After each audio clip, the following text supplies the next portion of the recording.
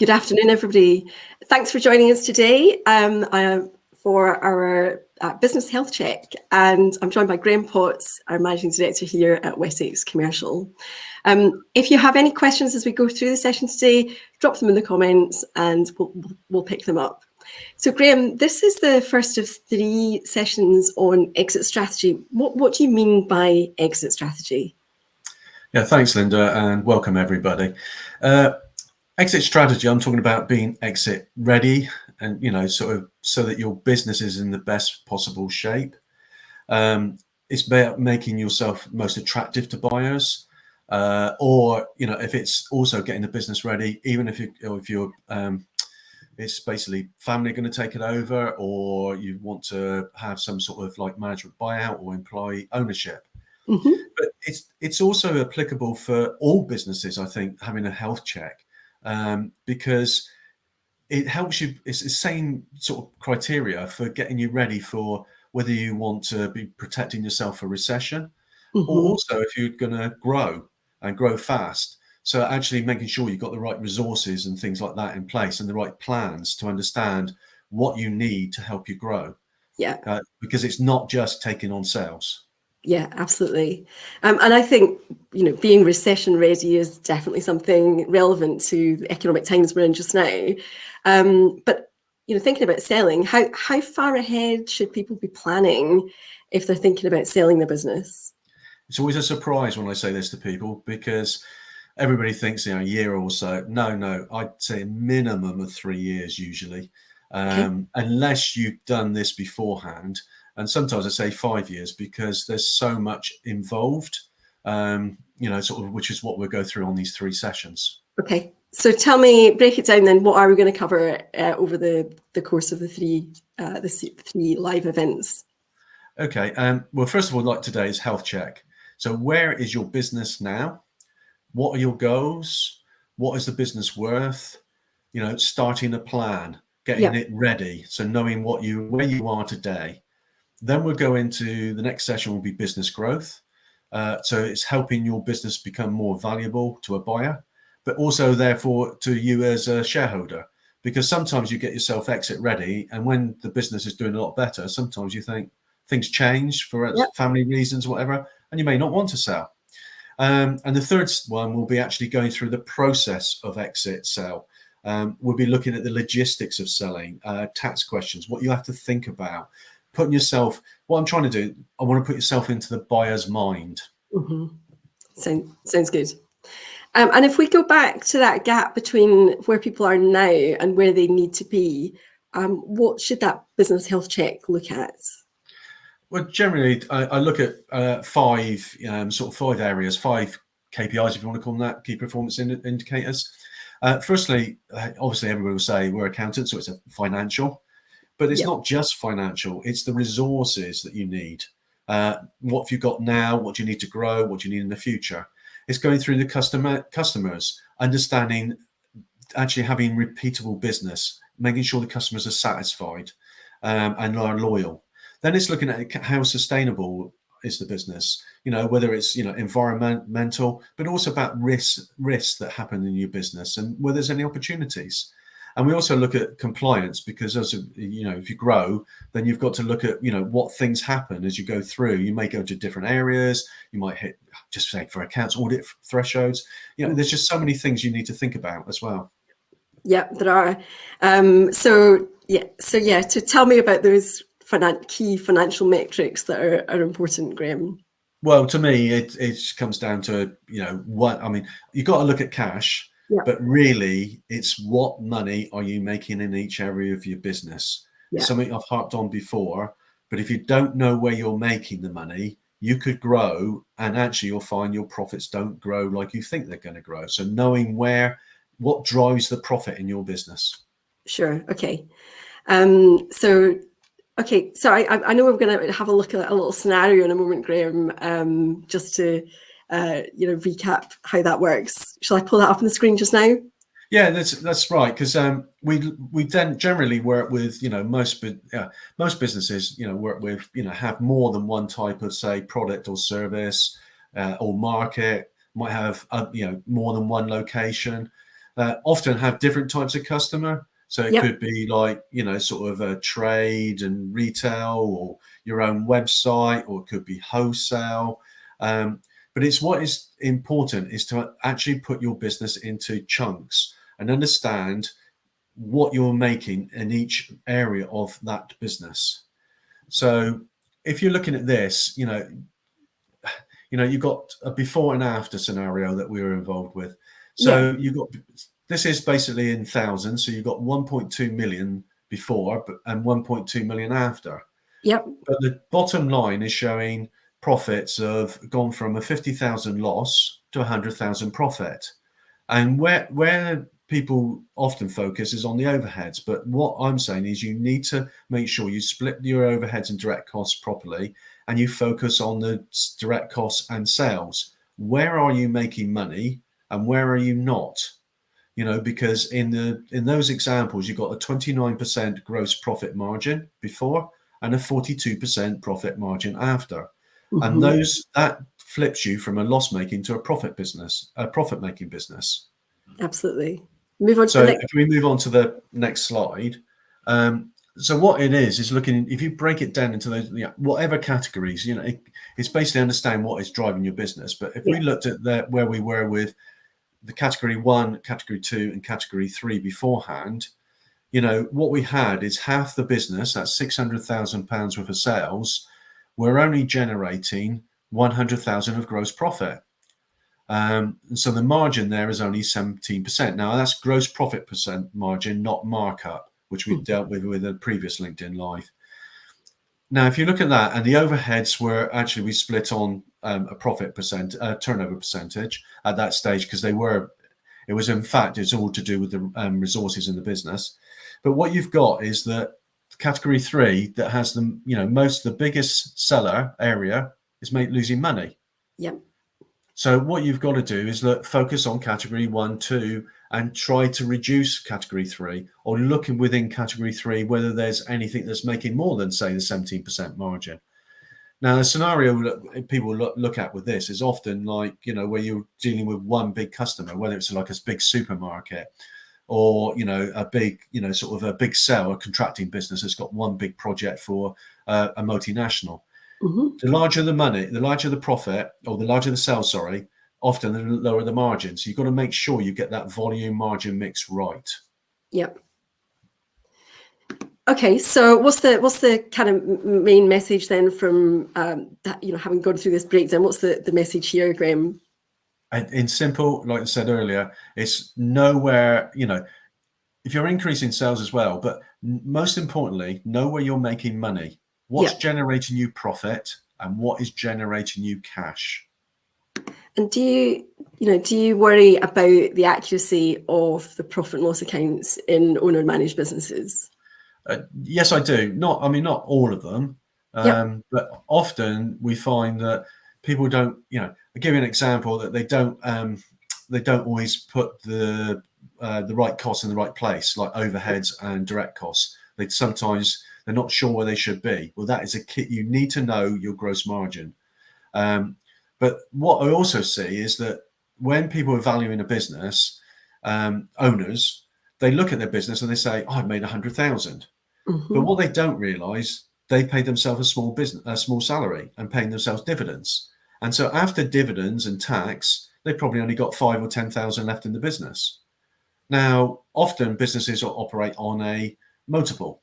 So say we used a factor of 5, a multiple of 100,000 gives 500,000. But if it's only 10,000, it gives 50,000.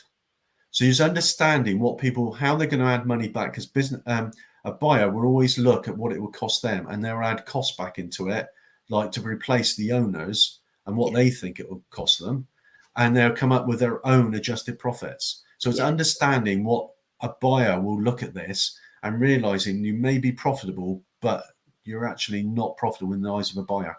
Sure. Okay. So, and the other thing, and I know you always talk about, is turnover is vanity, profit sanity, and cash is king. Is that still the case when you're selling your business? Do we still need to worry so much about the availability of cash? Oh, always. cash until you've actually got, sold and got the cash in your bank from the buyer in total, because you could have a part sale or part up front and then earn out. It's always important to get cash right. Getting your business into good shape takes time and it takes cash. Cost of borrowing, obviously, we all know is increasing, and also the availability. Now, if you're profitable and you show that you know what you're doing and you've got good figures and good backup and you've got a good, what they say is like how much money, if someone's borrowing, that you can repay the money. So it's like how much cover have you got and have you got the right security? But then you might get a better rate. But often businesses don't get as good as rate as they should. So you've got to factor in the rates of interest, etc. Can you repay it? But also, buyers want to know when they're going to get their money back. They are looking for reliable profit streams and they will get their cash back. When I was in corporate, we looked between 4 and 5 years. That means if we spent £1 million on a business, we wanted that to generate £1 million in cash back to us within 5 years. Yeah. So if we're thinking about cash then as a problem area that we need to focus on, what steps should business owners take? Well, business owners should be running cash flows. Now, cash flows is one of the hardest things to get right. And there's forecasted cash flows where you go like a year, 2 years, 3 years ahead. But that is important, but it's not as, that's giving you to understand where you've got a plan, whether you need to get, when you need to get finance, whether you need to get some equity funding, whatever. But also you need to have at least a 3-month look ahead all the time. So you know where the pinch points are for your cash flow. The next thing is looking at, so many times I see it within businesses, they could increase their cash by getting their credit control right. That means getting paid on time, invoicing correctly, making sure they don't give credit to business, to individuals where you're not going to get paid. Make sure you're getting better rates, better terms, etc. Don't just take what's on offer. Look at it, look at the risk, etc. And make better use of your resources for cash coming in.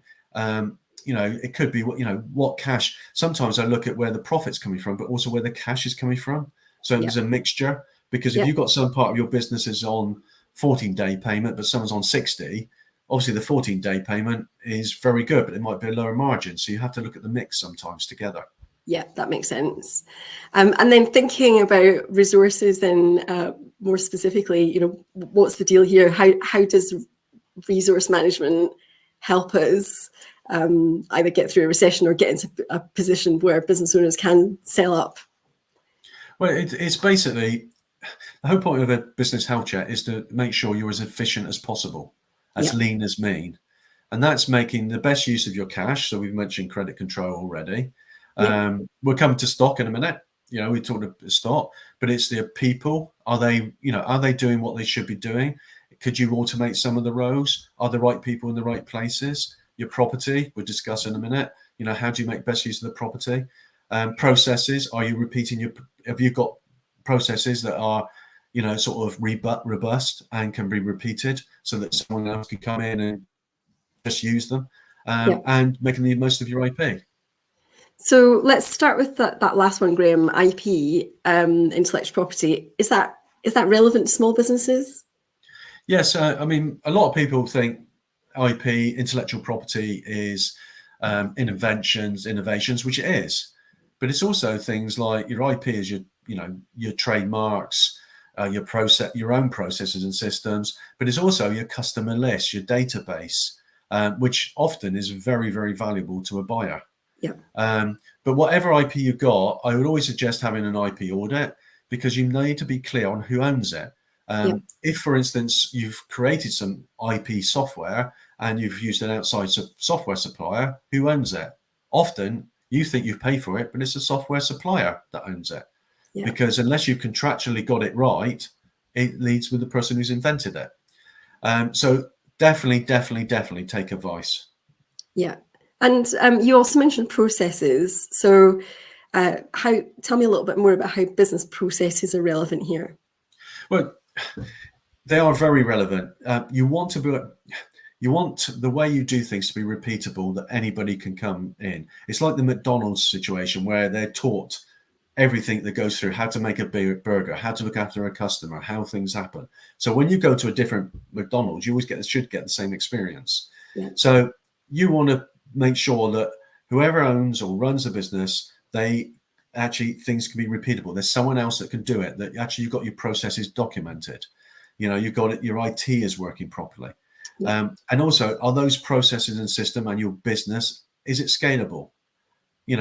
What happens if someone leaves, for instance? Can someone just jump in? Can the business still run?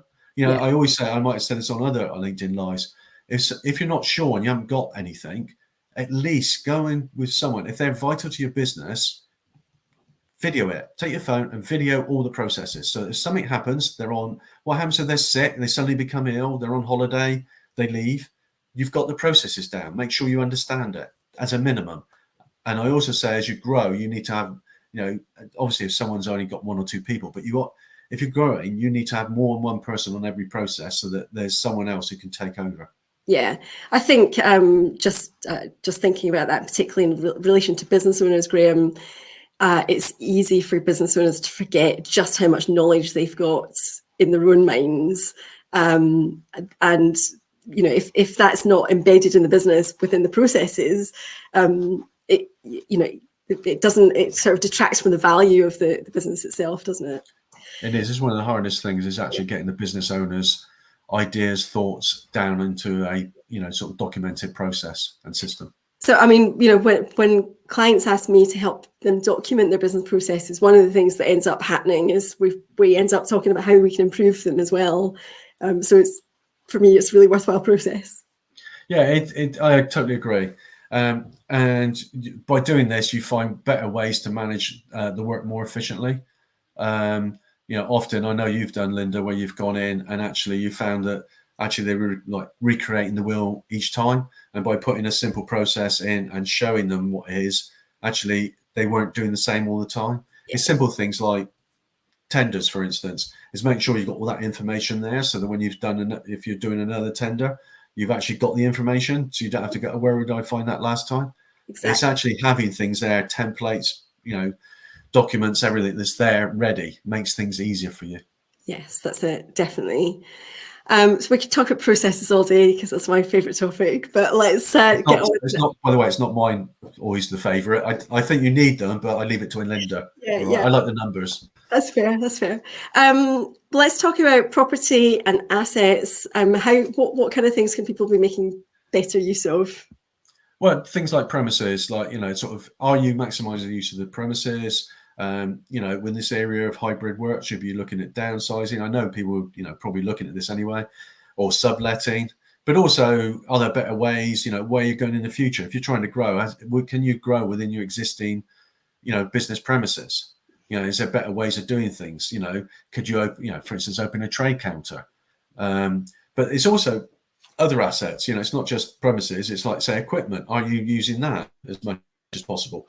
If you've got equipment, is it, are you only using a certain, if you're in the construction, are you only using one asset, one, sort of forklift or one, cherry picker once a month? Would it be better to hire it out or sell it and hire in as and when you need it? It's looking at those benefits, about the cost benefit situation. Because it not only these things, basically having the asset there costs you money because money's tied up in that asset. It's the space of it and everything else and the documentation of looking after it. Yeah. So, would it be better to have someone where, a business where you've got a good rates negotiated and use it off them, because if you only use it now and again, if you use it all the time, totally different.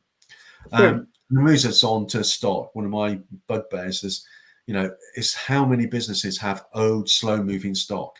And basically this stock is there and they're saying, well, we might sell it sometime. We'll just get it off site. If it's something that you're never going to use, if it's not perishable, we're not going to use, either sell it or put it off site, because you don't want it in a warehouse, like in your warehouse where it's fast moving items. If they're not only going to be used once in every 3 years, put them somewhere else because you're taking up space, or better still, sell them if you can just get it. But with that, it brings us on to one of my other things I like to talk about is stock turn. Yeah. So I'll explain here that, if let's take a widget, accountant's favorite friend, a widget. You've got a widget that's cost you £100 and you're going to sell it for 200. So you're marking it up, right, 100%.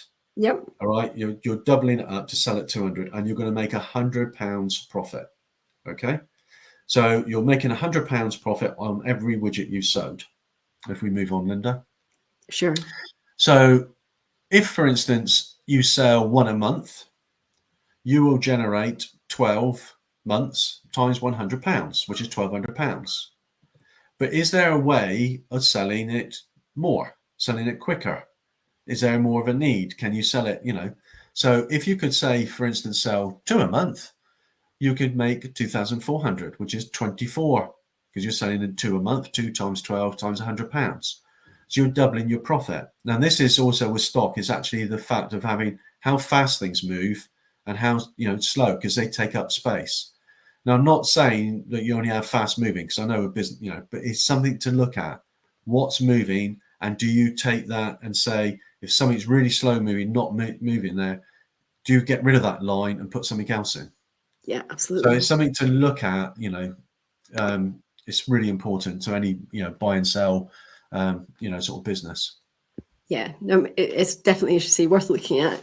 The final item that I wanted to talk about was one of the most important reasons in terms of under the resources heading is our most important resource, which is people.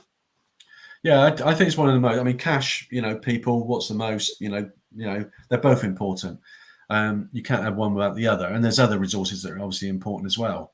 But it's really important to have good relationships with your people, whether you want to call it team members, staff members, whatever. It's the working packages, practices. It's have you got good packages? Have you got a good culture there? Do people want to work for you? Are they interested? Are they trying to do their best for you? Can you create that? So it's key. It's key for like businesses, because if you're growing and want to sell, you need to make sure that people are interested in your business and they're going to likely to stay if you sell. I would also look at de-risking some of this dependency on individuals by, are you automating where you can? Are you documenting your key processes? And is there ways of actually, as you grow, not increasing staff because you're actually utilizing them better? Often buyers also want the management team to stay.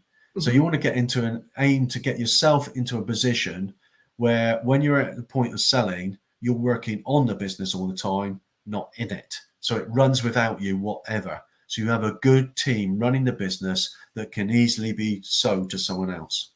Yep. And what other issues should business owners look at as part of their business health check? Well, a great customer base is really important, with good repeat loyal customers who are satisfied, very satisfied what you're doing. You should have a database, CRM system, customer relationship management system with, because like I said, that's a very important asset, which we'll come to later in, when we're talking in the future sessions. You want customers to be fans of yours. You really want them to really be singing your praises, because that helps you grow so fast with the right businesses as well. Sustainability. No one wants to add any environmental liability to their business. So look at ways of reducing waste produced. Look at your carbon footprint. And this is becoming much more important to buyers and to financiers of buyers, because they look at how the environmental, if you've got environmental problems, it may be a deal breaker. So they may not be able to get finance for it. If you're a zero user, we can help you measure your carbon footprint with something we use now called Ecology Zero. Goes without saying, make sure your taxes are up to date and correct. They will have tax warranties going back at 6 years plus, the last 6 years, statutory accounts, etc. Realize buyers don't want surprises. So if you have skeletons in the closet, either deal with them or be very upfront. By skeletons, I mean problems. Don't try and hide them away. Try and deal with them. They will come out. And if they don't come out in the due diligence process and they come out after, they will have warranties and they'll come after you. So best to deal with them first as soon as possible. Definitely. So yeah, just So, sorry, I was Linda. going to say, Graham, that you've obviously had a lot of experience in buying and selling businesses. I wonder if you've ever kind of bailed out when those surprises have cropped up. Yeah, we've had where we've been in a position where we got to a point, and before even gone to due diligence, we pulled out for one reason or another. But usually when we got to due diligence, it went through. We had problems going through, but we went through and we resolved them. But there was one time when I was in corporate, we had a deal to buy a contracting business worth in excess of £1 million. This is going back a few years. But they were reliant on one contract, which was key to the purchase. So they had one area, and then it was in painting, blasting, but they had one massive contract, which was just getting renewed on a 5-year term. And we wanted that because we thought if we got in that, we had so many other services, scaffolding, cleaning, electrical instrumentation, etc., that we could add that to, and then we could grow it. So it was an area, it was not only one contract, it was in an area that we really wanted to be in as well. But when we were doing the due diligence process, we found a letter on file saying they'd lost the contract and they were going elsewhere, which when we put it to the owners, they said, no, we're going to get it back. And we said, well, we can't proceed until we got it back. And they never got it back. So we didn't proceed. No. Crazy. And as you say, those things come out, don't they? So best yes, they do. Upfront and deal with them. So what is your main advice today to owners that want to sell the company or even just want to get the business into better shape? As I said before, key to me, number one, look closely where you're making the money. Where's your profits and where's your cash? And also know where you're losing money in the business or you're draining cash. That is key. Look at your resources. Are they cash generating? So whether I said like stock, whether it's equipment, premises, people, are they generating money for you? Are they actually creating value in your business? Have you got the right systems and processes in place? Are they fully documented? Are they robust for the future? Mm-hmm. Look at your customer base and how are you going to make sure that your customers are really loyal? Now, when you're a small business, generally you do have loyal customers because you're involved in the business. The owner, then the customers like the owner to be involved. But as you grow, what happens? You've got to make sure you're still maintaining that customer loyalty. Yes. Especially as you lose the feel with the customers and other people dealing with that. I would say put yourself in the buyer's shoes. They look more critically at the business than you. This is an investment to them. They want to get their money back. So look at it. They are not emotionally involved. This is your baby. You're emotionally involved. They're not. They're going to look at it in totally different eyes. So just have a think about how they're going to look at it. It's not you. It's their perception. And as you said, like one of the most important things is make sure you have the right people in the right jobs. Mm-hmm. And these people are tied into long-term contracts if you can. Or they're part of a share scheme or whatever, or a bonus scheme that is motivating. They're motivated to stay because buyers will look to retain key management. Absolutely. And once you've looked at all that, make sure you've got a plan in place to address any issues you found and, sort of a plan to go forward to where you want to be. So sounds good, Graham. Sounds good. So, if you want to get your business into a position where you're lean and mean and ready for sale or ready for more difficult economic times, then Graham is offering a free one-to-one conversation. So get in touch today. The email on the screen is chatswithgraham@wessexcommercial.com and arrange a time. Next time, we're back for part 2 of the Exit Ready series, focusing on business growth. So join us then on Monday, the 9th of October at 12:30. Look forward to seeing you then. Thanks, everyone. Thanks, everyone. Goodbye.